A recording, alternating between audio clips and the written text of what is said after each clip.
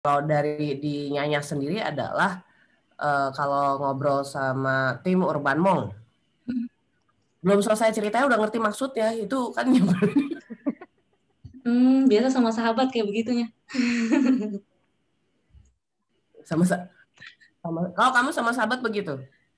Kadang cuma yang liatin aja. Oh iya, paham udah berdua tuh.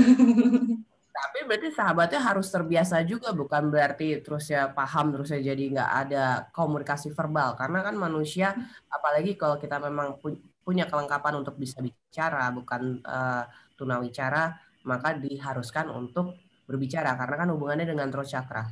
Iya sih. Hmm. Mau emosi pun itu harus dikeluarkan, tapi dengan cara yang sangat tertata kayak gitu. Kan ada orang emosi bahkan dia nggak tahu emosinya kenapa. Kalau udah kayak gitu pengen ngeplak ya sebenarnya. Jadi kalaupun kita emosi, kita harus tahu why, reasonnya kenapa kayak gitu. Sehingga itu pola bawah sadarnya akan bisa merapikan diri sendiri, sehingga ketika ada emosi trigger lagi di kemudian hari akan seperti itu nggak akan mungkin terpancing lagi sebenarnya. Paling sulit itu mengatasi diri sendiri kok. Dan pokoknya lanjutkan terus, patah-patah nggak apa-apa. Yang mau nanya sekalian, itu ngaruh nggak ya Nya, kalau misalnya tadi kayaknya Nya bilang dipendam itu kan jadinya kayak ada kayak kak ini tadi bilang ada jadi bikin kayak korslet bilang gitu.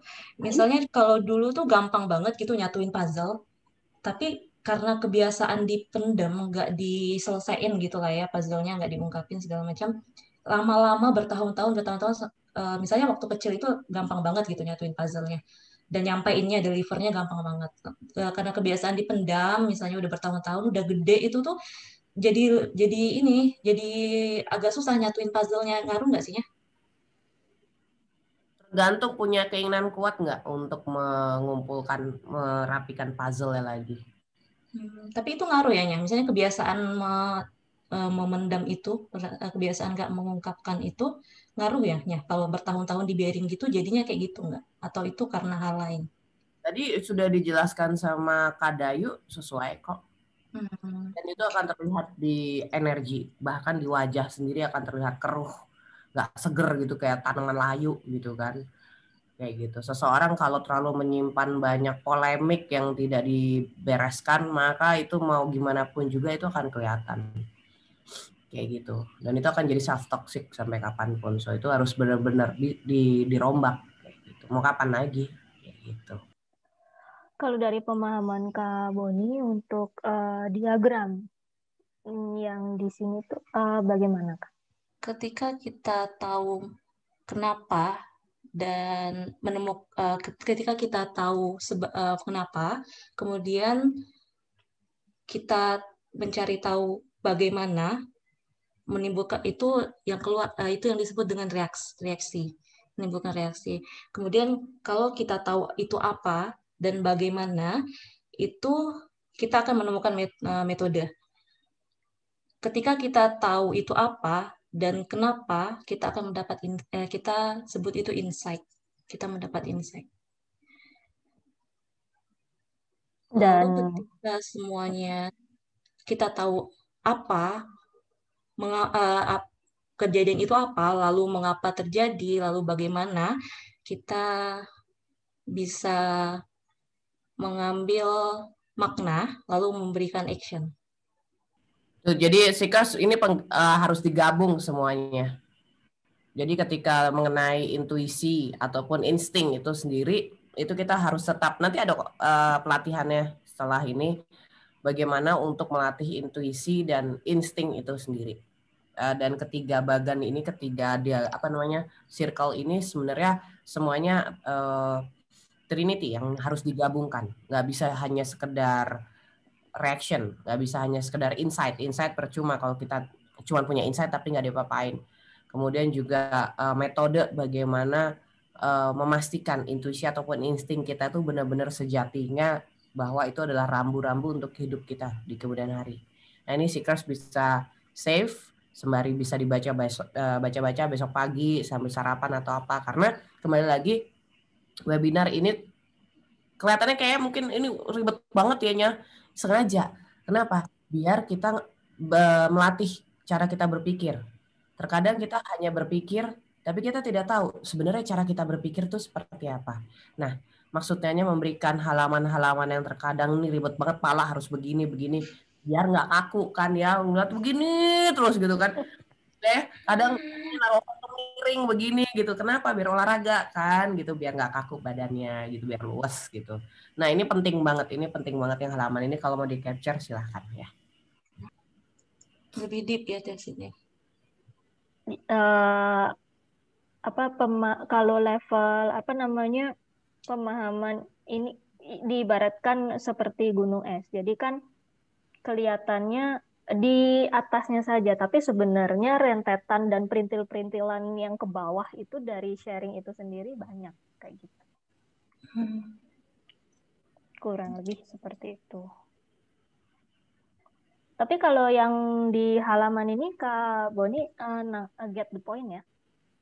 Dan present and integrated. Okay. 4 ways of knowing. 4 cara untuk mengetahui sesuatu, biasanya untuk gaining information melalui fisik, ya, penampilan, kemudian asosiasi itu sendiri, kemudian meaning, spirit or essence, dan experience of intuition itu biasanya pengalaman dari intuisi sendiri itu suka unpredictable dan random memang sih. Kemudian present and integrated. Pengelompok pengklasifikasinya seperti ini. Oke. Kalau dari Nyanya ada additional kah di halaman ini? Lebih memperjelas aja sih sebenarnya. Jadi buat seekers kalau mau mengenali intuisinya sendiri, ketika tiba-tiba ada, kan setiap orang intuisinya beda-beda kan. Yang udah mungkin coba diobservasi lagi yang sudah pernah terjadi. Nah itu dilihat fisik kita ini apa yang dirasain. Apakah jantung berdebar, kemudian apakah gemeteran, beda-beda setiap orang. Nah di situ kalau bisa harus dihafal. Kalau memang malas nulis jurnal, tapi setidaknya memori harus kuat apa yang terjadi. Seperti itu. Dan yang selanjutnya di keadaan saat tersebut terjadi, intuisi itu terjadi, itu harus bisa membedakan. Terkadang kita harus memastikan intuisi ini kan bisa menjadi ilusi ketika kesannya kayak suara apa ya, wisikan atau apa, tapi nggak kelihatan apa-apa. Nah, bagaimana cara membedakan itu adalah intuisi memang benar-benar dari sejatinya diri, atau itu adalah intuisi ilusif yang sebenarnya adalah bisikan-bisikan yang tidak tahu datangnya dari mana karena tidak terlihat. Seperti itu. Nah, itu yang harus digali lebih dalam lagi untuk membedakan. Terima kasih Nyonya. Ya, Kak Boni, kita ke selanjutnya ya Kak. Oke Kak. Melatih intuisi dengan cara 1. Pay attention to the very first feeling you have about the situation. It's hard because our mental programs turn on very fast. 2. Notice when your first feeling was right. This is how you train your brain to pay attention and trust.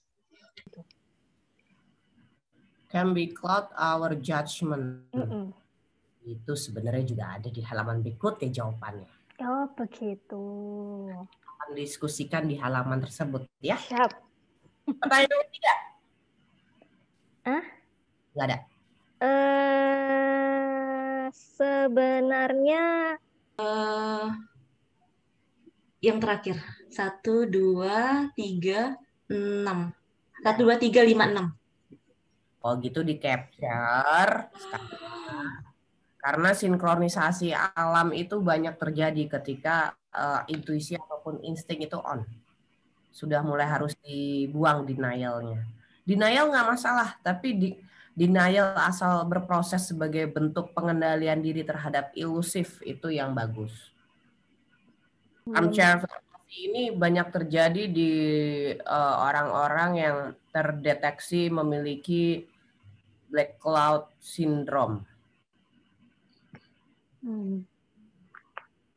Black Cloud Syndrome ini sebenarnya dideteksi dari orang-orang yang punya IQ yang sangat tinggi tapi terlalu overthinking, tapi tidak pernah ada solusi. Seperti itu. Nah ini yang tidak pernah dia keluarkan, tidak pernah di-sharing, sehingga akhirnya jadi self-sabotase, jadi bumerang buat dirinya sendiri. Dan ini banyak terjadi. Bahkan orang-orang yang IQ-nya tinggi ini bisa mengalami armchair ini sendiri. Gitu sih, Kars. Oke. Menjawab pertanyaanku nomor 2. Yang belum aku sebutin ya, karena aku menulis di sini what are some problems that highly intuitive people face in life. Ya, sudah dijawab ya. Thank you. Sama-sama. Kalau di Myers-Briggs itu yang INFJ. Oke. Ada di konkretnya ada.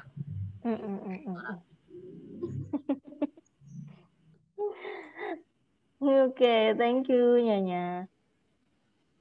Alright, kita ke berikutnya ya Kak Dimas.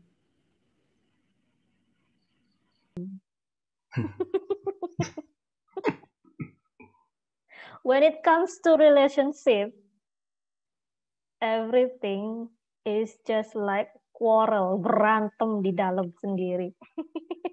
Bukan seruput kuah mie. Apa? Aduh, sayur ini bayam, kuah bayam. Oh, kuah bayam yang tadi. Balik lagi loh, ini pertanyaannya buat seekers nih. Dalam urusan percintaan seekers, kalian sering pakai intuisi, insting, atau apa? Boleh nggak di-share? Saya pengen tahu. Coba. Pernah nggak dalam percintaan menggunakan intuisi ataupun insting? Coba kita lihat Kak Dayu dan Kak Dimas. Insting seringkali akan menjadi bias ketika seseorang tak memahami detail mengenai fear dan anxiety. Oke. Dispatch reminds me of quotes dari Shadow and Bone ketika proses yang in the line bumerang ini akan terjadi dengan berujung melarikan diri, bersembunyi gitu kan. Dan yang terjadi ketika proses denying dari intuisi itu sendiri. Itu quotes-nya itu powerful banget sih menurutku ya.